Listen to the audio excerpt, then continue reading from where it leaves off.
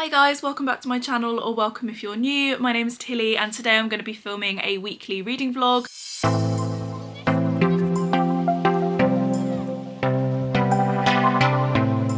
So if you've watched last week's reading vlog, if you haven't, I will leave it linked down below just in case you want to catch up. But I started the 24-hour reading challenge. What I explained in the last video is that I'm doing it in a way where you stop and start the timer depending on when you're actually reading. So basically I click continue every time that I'm reading, which means it spans over days as opposed to it being 24 hours in one day because I am working. And as you can imagine, I need my sleep. So just to update you on where I'm at. So I'm picking up directly where I left my last vlog. So I'm on just under 14 hours on the timer and I'm just under halfway of Swordcatcher by Cassandra Clare. I'm on page 286. As I said in my last vlog, I am enjoying this. I do feel like it is a little bit lengthy and I just feel like I've been reading it forever at this point, but I'm hoping to continue some more this evening, but I will come back to you and let you know my thoughts then.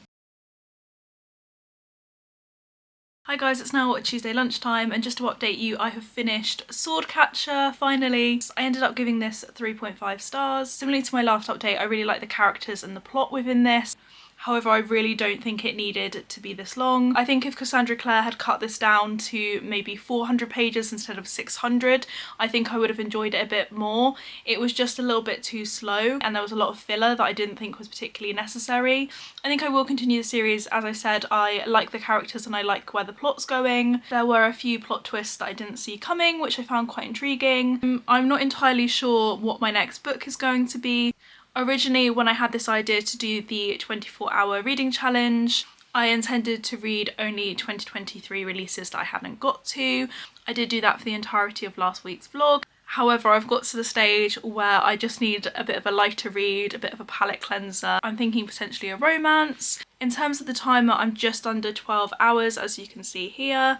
So I've just officially got to the halfway point, which feels really nice. As I said, I massively underestimated this challenge and how long it would take me. But yeah, I will come back to you when I've chosen my next read. I'm not coming back to you with a reading update, but because I got some book mail from Fairy Loot, so I thought we could open this up together and see what's inside. Okay, so it's the April adult book. So we've got the spoiler card. I'm 99% certain I know what this book is, but it's a book I'm really excited about, so I'm really intrigued to see what they do with this. The Waterstones exclusive edition is absolutely beautiful. I'm hoping the Fairy Loot edition is really nice because I cancelled the Waterstones edition. So firstly, we've got some character artwork, which looks absolutely beautiful. I'm really excited to see character artwork again because for the last couple of books they've been bound in author letters. So if you didn't know, Fairy Loot tend to do a author letter with character artwork on the other side. Again, I think this is really pretty and hopefully the book will be in a similar style. Although I'm already seeing some really colourful edges. Oh wow, okay, so they've done a colourway change. I'll leave the original cover on screen now for you. I'm a little bit torn as to whether I prefer the original cover or this red one. We've got some absolutely beautiful edges, I love those. And then this is the back and we've still got some shimmer. Oh wow, okay, the naked hardcover is absolutely beautiful. Hopefully that's picking up okay. That's the spine and then that is the back. It is absolutely beautiful. And then I think I'm absolutely obsessed with this end paper art. It's absolutely beautiful. And then we've also got some different end paper art on the back. And we've also got a reversible dust jacket, which is just so different. I'm not sure I prefer it to the original, so I'm really glad that Fairy Loot did a colourway change rather than making this the actual cover. I'd say overall I'm fairly happy with this edition and that I went for the Fairy Loot copy. If you're not aware, this is by the same author that wrote A Dowry of Blood and An Education in Malice. I actually haven't read either, but I know there's been a real mixed response to A Dowry of Blood. I haven't really heard much about An Education in Malice. However, the synopses for both of them sound really good and they are definitely books I'd like to pick up soon. I went through the synopsis of this one in my most recent anticipated releases video, however I'll go for it again for you now. When a family curse threatens the life of David, a medium, he will turn to the only person he's ever trusted, his sorcerer ex-boyfriend Reese, which means he will have to open his heart to Moira, Reese's astrologer wife. Meet David, Reese and Moira for the first time as they navigate magic-riddled Boston through hierarchical secret societies, familial bonds from beyond the grave and much more in this gorgeous, richly imagined novel. I am so excited to read this and to have this in my hands. If I wasn't saving this to do a whole subscription box reading vlog, similarly to the one I did this month, I would be reading this now. So yeah, what are your thoughts on the Fairy Loot edition of Evocation? Please let me know down in the comments, and yeah, I'm very happy. Hi guys, I've now finished work for the day and so I'm picking my next read, hence why I'm at my romance shelves, because as I said, I'd like to pick a romance book ideally. So these are the majority of my romance shelves. I also have these down here, and I do have the Fairy Loot Twisted series as well. I also have some other romance books downstairs, which are my Afterlight romance books from my Afterlight subscription. However, I'm thinking about maybe going for one of the books that I picked up last weekend in London. So either Wild Love by Elsie Silver or potentially The Deal by Elle Kennedy. So as I said, I'm choosing between Wild Love by Elsie Silver and The Deal by Elle Kennedy. I've heard really good things about The Deal, and the series that this is from, I think it's called the Off-Campus series. I can't actually remember what this book is about. She's about to make a deal with a college bad boy. Hannah Wells has finally found someone who turns her on, but while she might be confident in every other area of her life, she's carting around a full set of baggage when it comes to sex and seduction. If she wants to get her crush's attention, she'll have to step out of her comfort zone and make him take notice, even if it means tutoring the annoying, childish, cocky captain of the hockey team in exchange for a pretend date. All Garrett Graham has ever wanted is to play professional hockey after graduation, but his plummeting GPA is threatening everything he's worked so hard for. If helping a sarcastic brunette make another guy jealous will help him secure his position on the team, he's all for it. But when one unexpected kiss leads to the wildest sex of both their lives, it doesn't take long for Garrett to realise that pretend isn't going to cut it. Now he just has to convince Hannah that the man she wants looks a lot like him. And then, like I say, the other one is Wild Love by Elsie Silver. This is the newest release by Elsie Silver. She also has the Chestnut Springs series, which is very popular on BookTok, which is a cowboy romance series. I haven't read Chestnut Springs yet, but I do own the majority of them and I would like to get to them fairly soon. And I can remember I looked at this synopsis as part of my anticipated releases video, my most recent one, and I thought it sounded quite good, so I decided to pick this up again, like I said, when I was in London. But in terms of the synopsis for this one, she's been driving him wild for years, the kind of wild that comes with wanting your best friend's little sister and knowing you can't have her. Forbes may have labelled Ford Grant the world's hottest billionaire, but all he cares about is escaping the press and opening a recording studio in the gorgeous small town Rose Hill. Something that comes to a screeching halt when he ends up face to face with a young girl who claims he's her biological father. After years of living in the city, Rosie comes back into town like a storm. Beautiful, messy and chaotic. One wide-eyed, desperate plea for a job is all it takes for Ford to hire her. He vows to keep her at arm's length, but with her, verbal sparring is a type of foreplay, friction that soon turns to a blistering heat. Ford knows damn well he shouldn't cross this line, but shouldn't and can't are two very different things, and the only thing he truly can't do is resist her. Oh, I don't know. I'm tempted to go with The Deal because I have heard so many great things about it, whereas I haven't heard as much about Wild Love because it is a recent release. So yeah, I think I'm gonna go with this one and give it a go. So I will come back to you and let you know once I have some thoughts.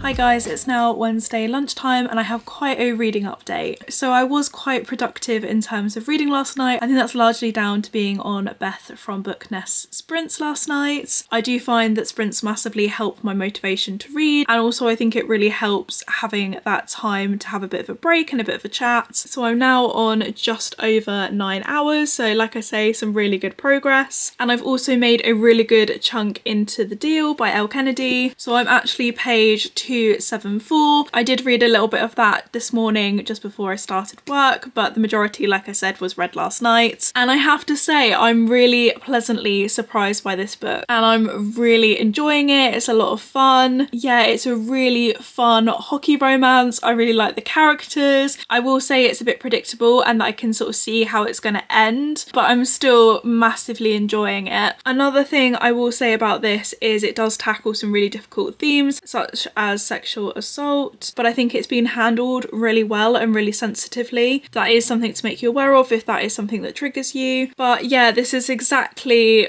what I wanted, what I needed. A very good palette cleanser. It's not giving me 4-star vibes at the moment. However, I do still have a little bit left, as you can see, so I will come back to you and let you know my final thoughts once I've finished it. Another update I have for you is I just received the most massive parcel from Fairy Loot. So I'm thinking potentially this is a series I've ordered, but let's open it up and I'll show you what it is. So it looks like it's the Fairy Loot Fortuna Sworn series, which makes me so excited because Fortuna Sworn is one of my favourite fantasy romance series. So yeah, I'm really excited to see what these look like. Okay, so firstly we have got Fortuna Sworn, which is the first book in the series. I'm so happy with these. I think they look absolutely beautiful. Look at those edges. And then this is the back and they've got some lovely foiling. We've got some beautiful character artwork and then it's the same on the back. And then this is the naked hardcover, which I think again is just so beautiful. So if you're not aware of what Fortuna Sworn is about, I'm going to read you the synopsis, but I would highly recommend it. I've read the first 3 books. I was kind of waiting for my Fairy Loot editions to arrive so that I could continue the series. So I am so excited that they're now here, and I think potentially I might pick up the next one as part of this reading vlog. But yes, as I said, I will read you the synopsis. So Fortuna Sworn is the last of her kind. Her brother has disappeared, leaving her alone. She hides among humans, spending her days working at a bar and her nights searching for him, until she catches the eye of a powerful fairy. Corlif desires Fortuna, and if she will bind herself to him, he offers something irresistible. So Fortuna leaves her safe existence behind and descends into a world of glamorous creatures and deadly power. She soon realises it's not just her heart she has bargained with, but quite possibly her life. Yes,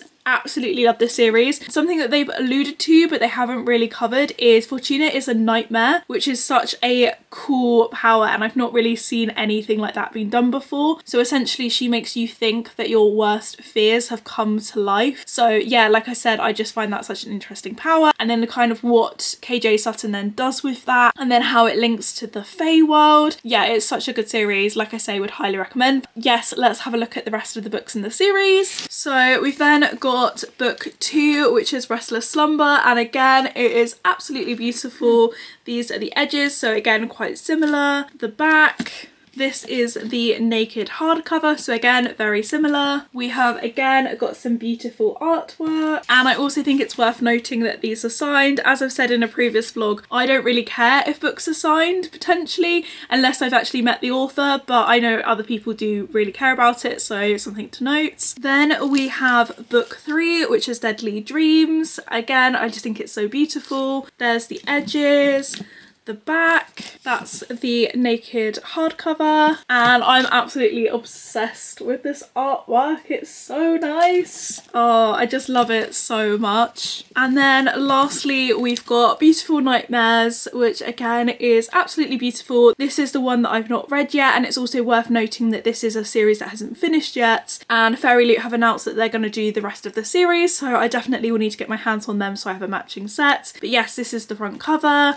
Again, beautiful edges, the back, the naked hardcover, and then again we've got some really beautiful end papers. So yeah, I'm beyond happy with these. I just need to figure out where I'm going to pop them on my shelves. Hi guys, I've got some more book mail to share with you, this time from Waterstones. And I have a feeling I know what this one is because it's one of my pre-orders. Yes, I was correct. It's Skandar and the Chaos Trials, which is the third book in the Skandar series. And I have to admit, I've not read these yet. However, I ordered the first two in the special Waterstones editions, and now I can't help myself but get matching editions. I do hope this is a series that I get to fairly soon, but the Waterstone edition has sprayed pages, but the thing that's really special about it is the naked hardback, which is absolutely beautiful. So Skandar is a middle grade series with very similar vibes to Percy Jackson. It's all about unicorns, and there's some sort of camp, again quite similar to Percy Jackson, where they learn to ride these unicorns. That's kind of all I know about it.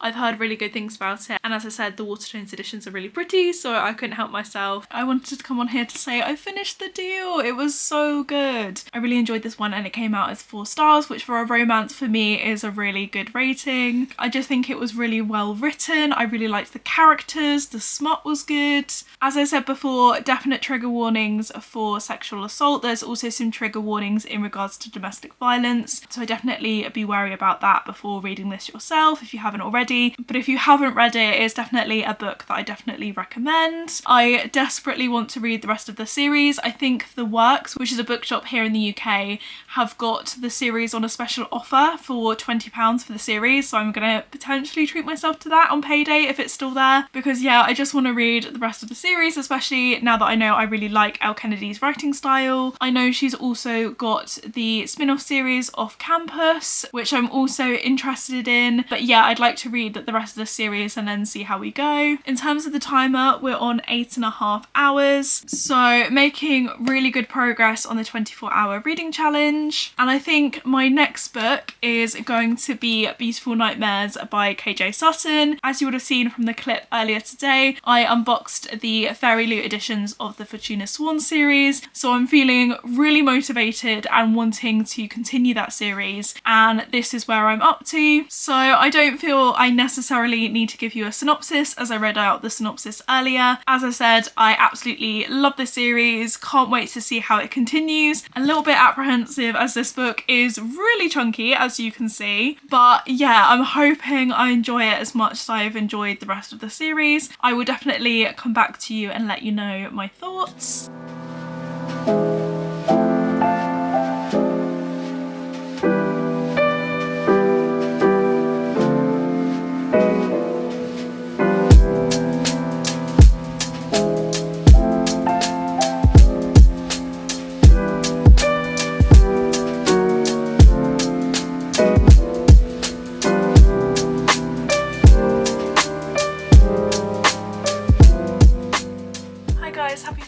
Sorry I didn't update the vlog yesterday. So over the past couple of days I've got to page 266 of Beautiful Nightmares, and initially I wasn't really feeling this one. I felt there was a bit too much time in one place and I just really wanted to just move on. I guess that's the trouble with a book that is this size, that there is just going to be a lot of filler. We have now got out of said place. Sorry, I'm having to be really cryptic because this is book 4 in the series. But yeah, we're out of that place now. I'm enjoying it a little bit more and I'm intrigued to see what happens next in the story. As I've said before, what I really love about the Fortuna Sworn series is the characters and the found family aspect, so I'm really hoping we get some more of that as this book goes on. In terms of the 24-hour readathon, I'm on 6.5 hours, so I think it's definitely achievable to accomplish that over the weekend, especially as we don't really have any plans this weekend. I would like to get some videos filmed ideally, and we're thinking about maybe popping into town for a little mooch, potentially going out for a roast on Sunday, but apart from that we don't have any plans. The other thing I wanted to update you on is I got the Evernight April book.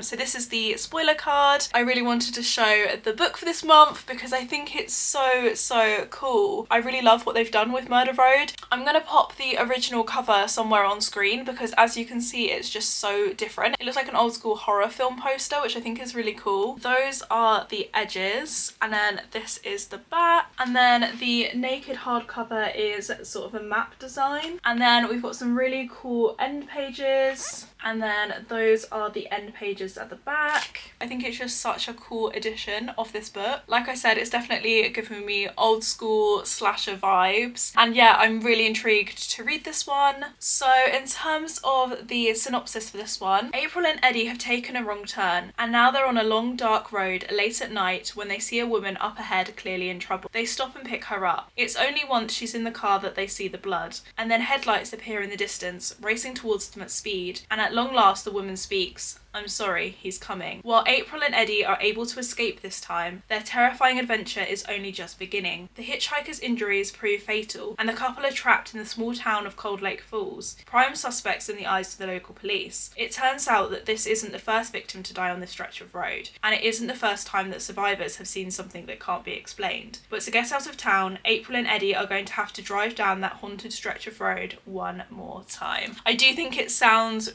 really cool, and yeah, I'm really in the mood to give this one a read.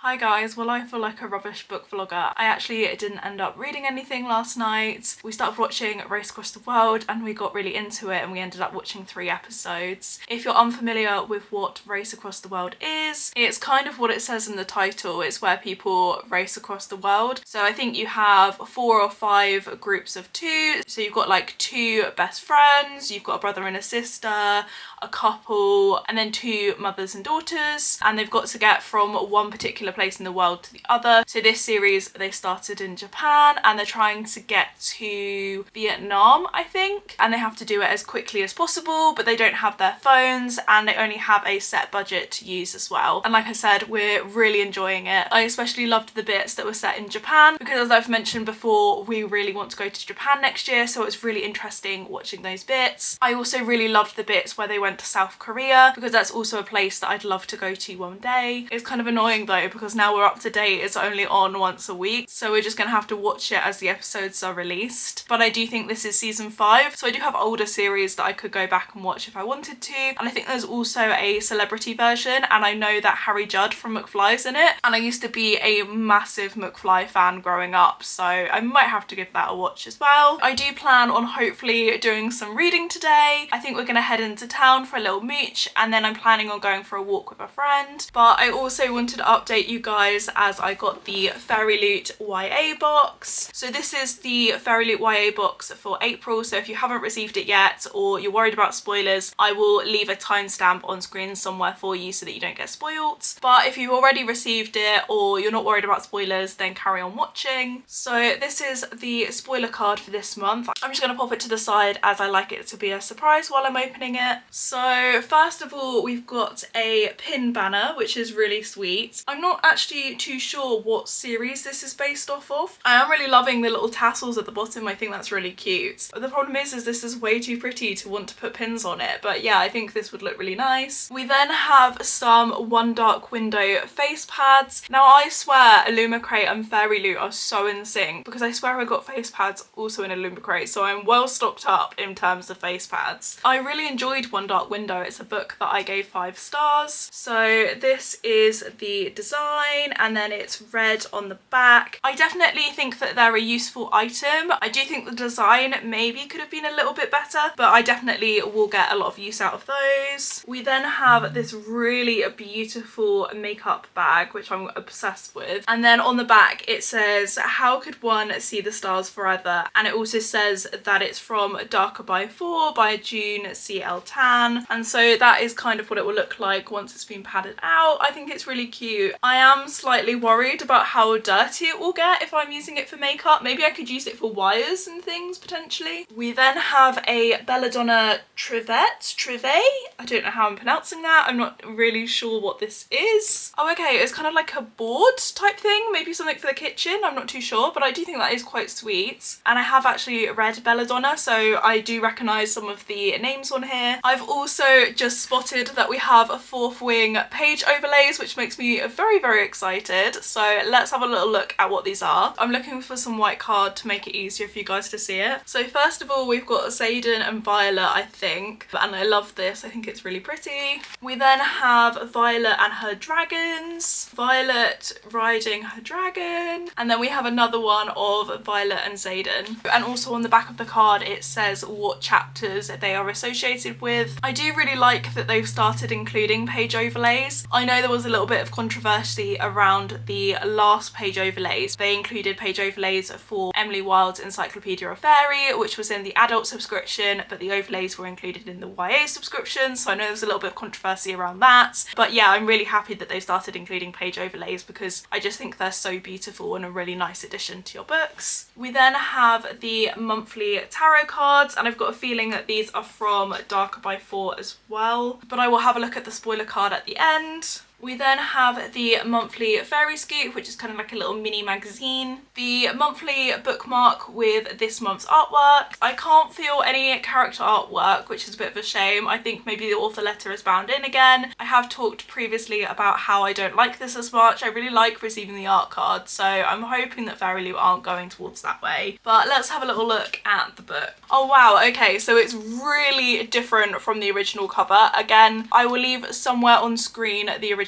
cover so that you can see absolutely how different it is. And I was correct, it is Darker by 4 is the monthly book this month. These are the edges, which again are absolutely beautiful. And then this is the back. Oh wow, I've just seen the naked hardcover, which is absolutely beautiful. And then this is the back, which I'm absolutely obsessed with. The spine, the artwork on the end pages is absolutely beautiful as well. And then as suspected, we have got a bound in author letter, which as I said, I'm not really a fan of. It isn't signed. And then we've got some different art on the back end papers, which is making me really confirm that those tarot cards are also from Darker by 4. I do think it's quite a nice touch when they do that, when the tarot cards match the monthly book. And then we've also got a reversible dust jacket. This is actually more similar to the original dust jacket, it's just a slight colour change. I really like it when they do that, when they have a redesigned cover but then they include the original on the other side so that you can kind of choose which way you want it to go. I think that's a really nice touch. But yeah, I'm so happy with this. I'm so blown away. I think it's absolutely beautiful. In terms of the synopsis, I do remember looking at the synopsis briefly for my anticipated releases video. However, let's remind ourselves as to what that synopsis is. Her magic was stolen, she'll do anything to get it back. Rui is an exorcist in training with one goal in mind, honing her magic to avenge her mother's death. Urine is the black sheep of an illustrious family. The world would be at his feet had he been born with magic. But when an accident causes Rui's power to transfer to Urine, everything turns upside down. Without her magic, Rui has no tool for vengeance. With it, Urine finally feels like he belongs. As dangerous monsters overrun the city, Rui will do whatever it takes to regain her power, even if it means making a deal with a shadowy stranger to track down a god who does not wish to be found. It does sound really cool and I'm so excited to read this one. So if you're not aware, I think I might have already mentioned this within the vlog, but I do tend to read my book box subscription box a month behind, so I will be reading this one in May and I will probably vlog that experience. However, if you're not interested in a vlog, I will also tell you my thoughts in my monthly wrap up, so be sure to subscribe to check those out.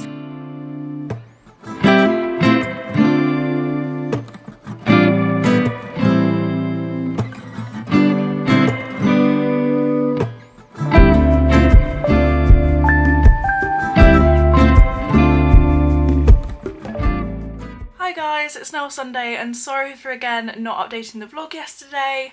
I ended up spending the majority of the day with my friend and we went for a really long walk, which was really sweet, and we saw some ducklings. I have to say though, today my legs are absolutely aching. I'm not used to walking that amount, although I would like to walk more, especially as it's getting nicer weather here in the UK. But I am actually coming to you with a reading update because last night I finished Beautiful Nightmares. I will say I still love the characters within this series and the world. However, I think similarly to Swordcatcher, it just really didn't need to be this long. I mean, look at the length of this book. I just found that it was just way too long, there was way too much filler, and I think if it had been 100 or 200 pages shorter, I think I would have enjoyed this way more. I also wasn't the biggest fan of the plot in this book and where the directions went, but what I think is holding my interest is the romance. As I said, I love the characters and I love the romance within this series. So whilst I didn't love this one, I do think I will continue the series, although I think I will wait for the 6th and I think final book to be released, and then I'll read books 5 and 6 together. I am still very much team Laurie. If you've read the series, I'd love to know whether you're team Laurie or team Colith. I think I'm definitely on team Laurie. A little bit of a disappointing one, but I am glad to make some progress within the series. And then in terms of the 24-hour reading challenge, I'm just over 4 hours, so I do think it's doable for me to achieve that today, especially if I dedicate today to reading.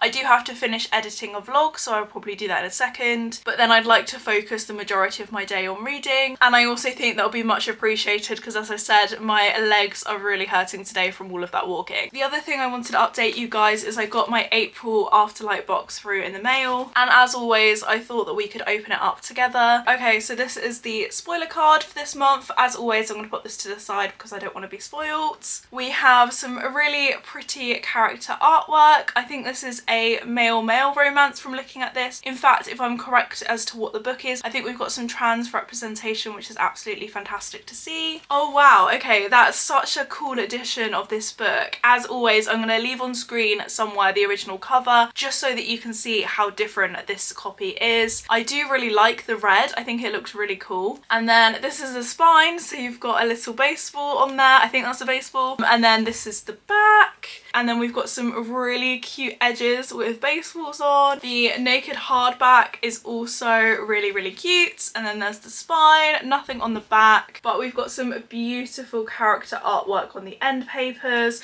I love the husky, he's so cute. And then we've got some different character artwork on the back. I've also just noticed that there's a film poster for Little Shop of Horrors just there, and I can remember watching that when I was younger and it absolutely freaking me out. But yeah, so the synopsis of this one: enemies, rivals, teammates, it's going to be a hell of a season. Gene Ionesco is content to play in the minor leagues. He's seen teammates get their big breaks, but as the first openly trans man in a world of competitive baseball, he already has nearly everything he's ever let himself dream of. When his former teammate and longtime rival, Luis Estrada, is unexpectedly drafted onto the team, the careful equilibrium of Gene's life is destroyed. Luis is standoffish, talented, and inconveniently gorgeous, and the two men can barely get through a game together. This is war, and the team pays the price. So when Luis surprises Gene with a softer side to his haughty demeanour, Gene offers an olive branch for the sake of his teammates. Soon they discover that their chemistry on the pitch might lead them all the way to the playoffs, and their chemistry off the pitch, well, that could be enough to change the game forever. Oh, it does sound so